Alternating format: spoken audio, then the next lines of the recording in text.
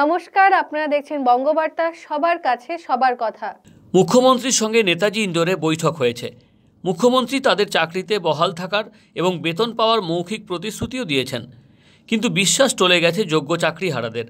আজ তারা কলকাতা হাইকোর্টের প্রাক্তন বিচারপতি, যিনি এই কেসের সঙ্গে যুক্তও ছিলেন এবং বর্তমানে বিজেপি সাংসদ, সেই অভিজিৎ গাঙ্গুলির সঙ্গে দেখা করতে তার বাড়িতে যান।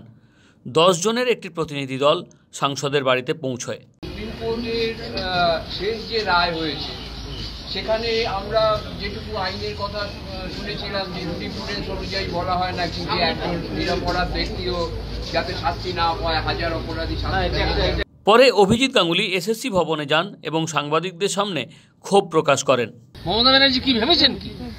উনি কালকে বলছেন যে কেন মামলা করলেন, একজন আইনজীবী মামলা করেছেন, তার মক্কেলদের হয়ে তিনি বলছেন আপনি কেন মামলা করলেন, আপনি কেন চুরি করলেন, আপনার চাকরি চুরি করলেন কেন? পশ্চিমবঙ্গের শিক্ষা ব্যবস্থা ধ্বংস করেছেন আপনারা। আপনি আজকে বিজেপিকে দোষ দিচ্ছেন, আপনি আজকে সুপ্রিম কোর্টের দিকে আঙুল তুলছেন, যেখানে অন্য কোনো খেলা নেই। তো আরে খেলা আপনি খেলেন,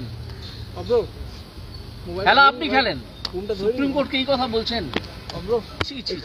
ব্যুরো রিপোর্ট, বঙ্গবার্তা।